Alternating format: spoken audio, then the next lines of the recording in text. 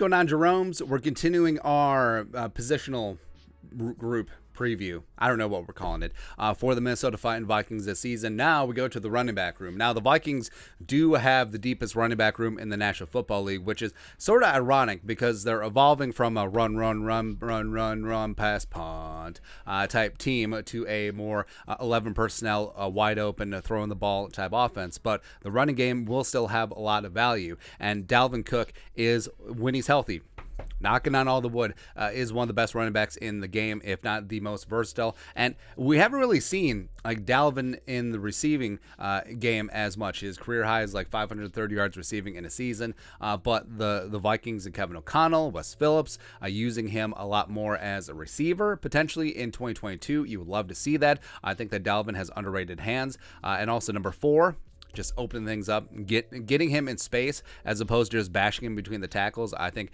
will be good for his short and long-term health. I think he'll be fresher later in games, fresher later in the season, and hopefully he doesn't have the usual wear and tear. Again, Dalvin's never played a full 16 or 17 game season in his career. You like to see that, as well as you like to see him healthy as they go deep into the playoffs this season. And they got Alexander Madison dropping the deuce, switches number two, and Alexander Madison, he's a perfectly fine, very good backup running back. I think that him being in his final season here on his rookie deal, I think it's very unlikely that the Vikings re-sign him, especially when they got Kenney and Wangu as well as Ty Chandler in the hopper. So I think Madison has opportunity to be a short yardage as well as a goal line type back. Plus, he's underrated as a pass blocker and a receiver as well. So maybe he gets a little bit more usage in the passing game. But he has this really good opportunity to show off what he can do and maybe sign up somewhere to be if not a running back 1, a running back 1A in a two-headed monster committee,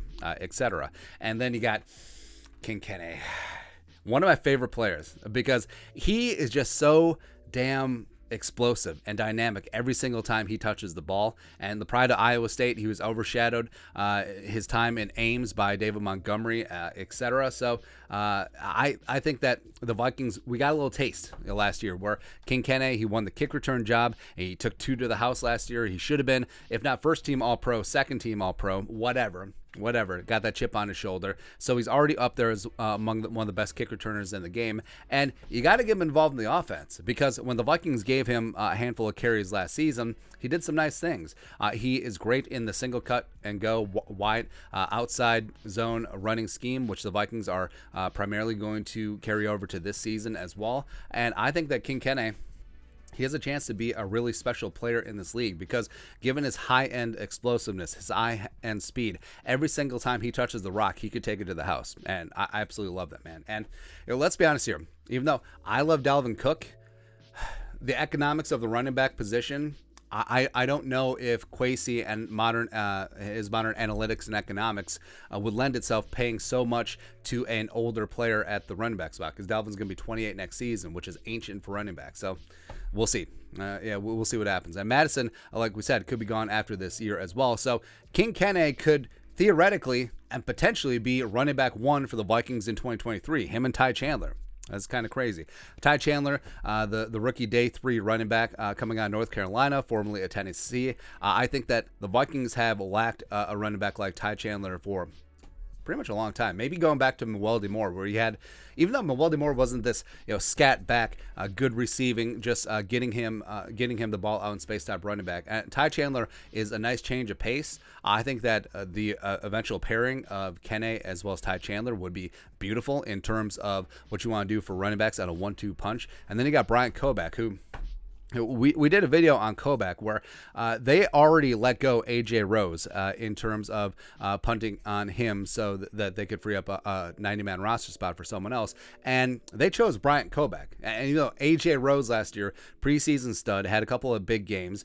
They chose Kobach. And Kobach put up a ton of touchdowns and a ton of yards. I think he averaged almost 6 yards a carry, maybe 5.9, somewhere in there at Toledo. So I think that Kobach does have a chance.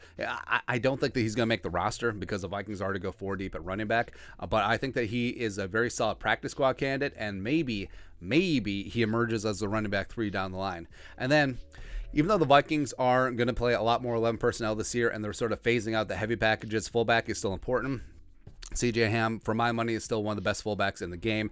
He can run short yardage. He can catch a flare on 3rd and 9 for 2 yards. We've seen that before, man. But never underestimate CJ Ham's value, especially with Dalvin Cook in the running game, as well as they have Jake Vargas coming in as the backup fullback, back for the second time. Also, Jake Vargas could play a little tight end as well. So that's it. Let's take a look at the Vikings running back room. Let us know your thoughts and our thoughts in the comment section below. Subscribe for daily Vikings takes. Want to support the work? Put a little something in the Venmo. But till next time, Skull Production Value.